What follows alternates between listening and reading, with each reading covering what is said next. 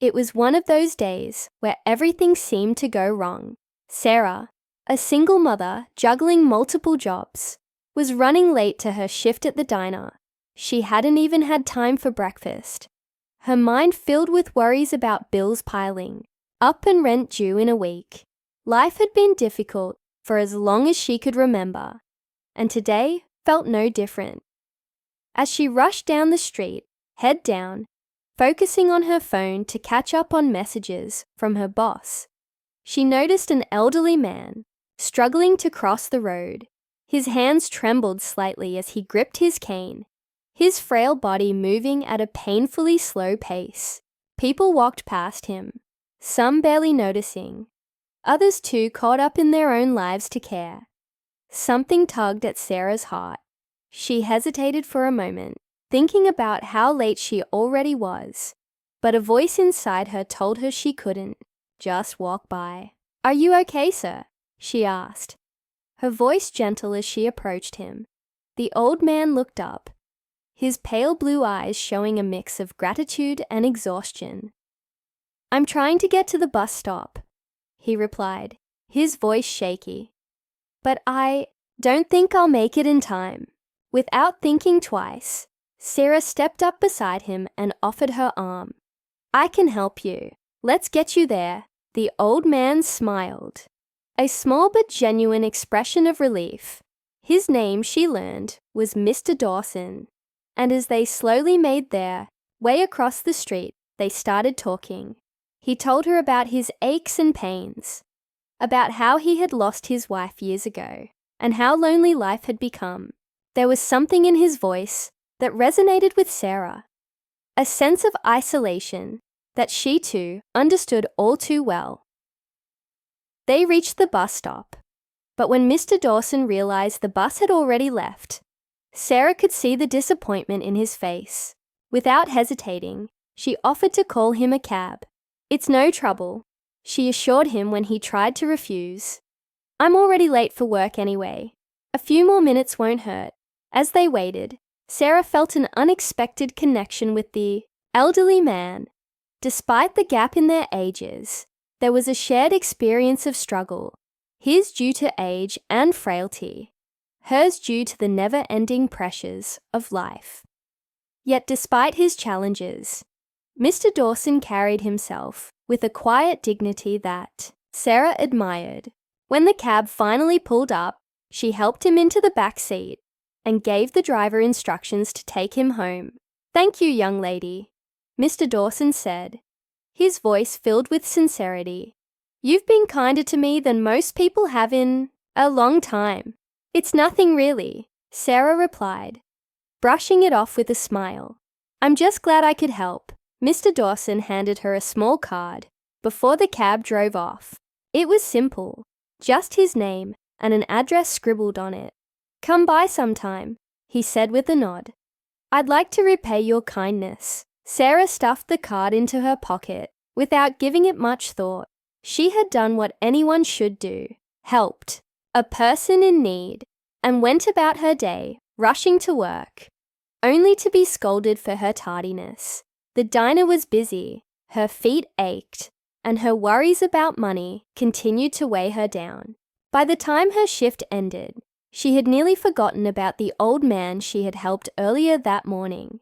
But something nagged at her as she walked home that night. Maybe it was the sincerity in Mr. Dawson's eyes, or maybe it was the way he had spoken about his loneliness. Sarah felt compelled to check on him.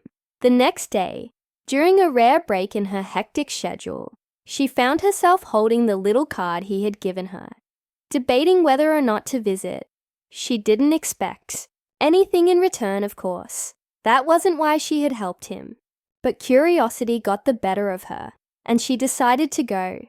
She followed the address on the card, expecting to find a modest apartment or maybe a small house. But as she neared the location, her surroundings changed. The streets became quieter, lined with large, elegant homes, the kind of places she'd only seen in magazines. Confusion washed over her as she double-checked the address. Surely, this couldn't be right. When she finally arrived at the destination, Sarah stood in front of an enormous, luxurious mansion, the kind of home that took your breath away. It looked like something out of a movie, polished, pristine, and far too grand for someone like her to even imagine stepping into. Could this really be where Mr. Dawson lived? Doubt filled her mind as she hesitated at the front gate. Was this some kind of mistake? Why would an elderly man, who appeared so humble and unassuming, live in a place like this? Her heart raced, a mix of excitement and anxiety coursing through her veins. She considered turning back, but before she could make a decision, the large gates slowly opened, as if someone had been expecting her. Sarah cautiously walked up the long driveway, her mind racing with questions. As she approached the front door, it swung open, revealing Mr. Dawson, standing there with the same kind smile he had worn the day before. But there was something different about him now, something she hadn't noticed when they first met. A sense of quiet authority, a calm confidence.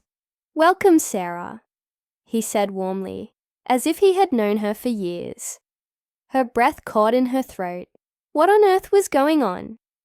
Before she could speak, Mr. Dawson gestured for her to come inside.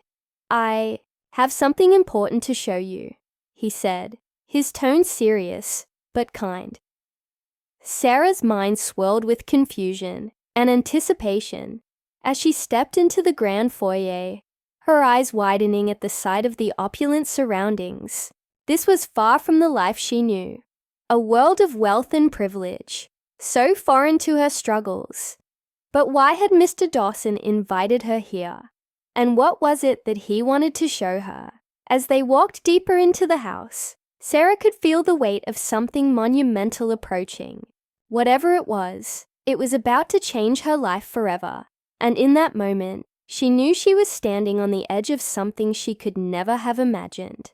Sarah cautiously walked up the long driveway, her mind racing with questions. As she approached the front door, it swung open, revealing Mr. Dawson, standing there with the same kind smile he had worn the day before. But there was something different about him now, something she hadn't noticed when they first met. A sense of quiet authority, a calm confidence. "Welcome, Sarah," he said warmly, as if he had known her for years. Her breath caught in her throat. What on earth was going on? Before she could speak, Mr. Dawson gestured for her to come inside. "I have something important to show you," he said, his tone serious but kind. Sarah's mind swirled with confusion and anticipation as she stepped into the grand foyer, her eyes widening at the sight of the opulent surroundings. This was far from the life she knew, a world of wealth and privilege, so foreign to her struggles. But why had Mr. Dawson invited her here? And what was it that he wanted to show her? As they walked deeper into the house, Sarah could feel the weight of something monumental approaching. Whatever it was about to change her life forever. And in that moment, she knew she was standing on the edge of something she could never have imagined. Sarah spent the next few days in a whirlwind of thought. Mr. Dawson's offer weighed heavily on her mind. Every time she walked past the diner or checked her bank account, she felt the weight of her own struggles pressing down on her. Could she really turn down such an opportunity? Yet the idea of taking over a millionaire's empire seemed completely surreal, like something out of a dream she never asked for. The next time she visited Mr. Dawson, her decision was still uncertain. He welcomed her back with the same warm smile, but Sarah could tell from the way his hands trembled slightly that time wasn't on his side. As they sat down to talk, Mr. Dawson's tone became more urgent. "I know this is a lot to take in," he began, his voice gentle but firm. "But I don't have much time left, Sarah. I've lived a long life, and I've made peace with that. What matters now is making sure what I've built goes to someone who will truly make a difference." His words hung in the air and Sarah felt her heart tighten. She could sense the vulnerability behind his calm exterior. This wasn't just about wealth. It was about legacy, about making sure that everything he had worked for didn't go to waste. And somehow, out of all the people in the world, he had chosen her. Sarah bit her lip, anxiety bubbling inside her. "I don't know if I can do this," she confessed. "I'm not like you, Mr. Dawson. I've never run anything. I've barely kept my own life together. What if I fail?" Mr. Dawson looked at her with a kindness that made her heart ache. "I didn't always know what I was doing either," he admitted. "No one starts off knowing everything, but you've got something more important than knowledge. You've got compassion. You have the ability to see people for who they are and not what they can give you. That's what makes a good leader, Sarah." His words resonated with her, but doubt still gnawed at her. She thought about her son, her bills, and how hard life had always been. She wasn't used to things going her way. The idea of success felt foreign, even a little scary. Mr. Dawson could sense her hesitation. "I'm not asking you to change overnight," he said softly. "But think about this. What if this is the chance you've been waiting for? The opportunity to not only lift yourself out of hardship, but to help others as well. You could make a real difference."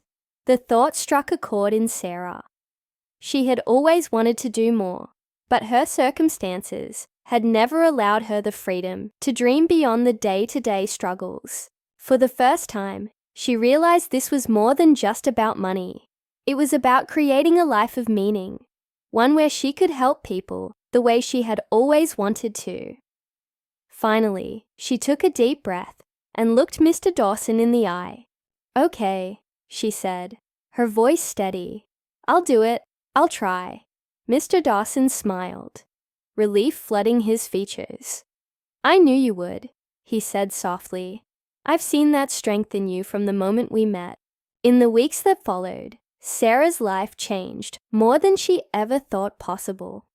She spent countless hours with Mr. Dawson's team, learning the ins and outs of the businesses he had built. It wasn't easy. There were moments when she felt completely overwhelmed, questioning whether she had made the right choice. But with each passing day, her confidence grew. She wasn't just surviving anymore. She was building something bigger than herself. As she juggled her new responsibilities, she also noticed something else. For the first time in years, she felt hope. Real, tangible hope. She was no longer trapped in a cycle of endless struggle. The future, once filled with uncertainty, now seemed bright. And it wasn't just for her. Mr. Dawson had inspired her to help others too. She started small, finding ways to invest in her community, offering support to people who were facing the same hardships she once had. As for Mr. Dawson, his health continued to decline, but he watched Sarah's progress with pride. In their final conversation, he told her, "You've become everything I knew you could be. You've made me proud." When he passed away, it wasn't just the loss of a mentor. It felt like the end of an era. But Sarah knew she would honor his legacy, not just by keeping his businesses alive, but by continuing the work of helping those in need. With the empire now in her hands, Sarah found herself reflecting on how far she had come. Just a short while ago, she had been a struggling woman, barely making it through each day. Now she was in a position to change lives, starting with her own. And while the road ahead was sure to be challenging, she was ready for it. In the end, Sarah realized something important. Kindness had brought her to this point. Her simple act of helping an elderly man cross the street had led to a life she never imagined. It wasn't money or luck that had changed her fate. It was the choice to care, even when the world seemed indifferent. As she looked out at the life she had built, Sarah knew one thing for sure. Sometimes, the smallest acts of kindness can open the door to the most extraordinary opportunities.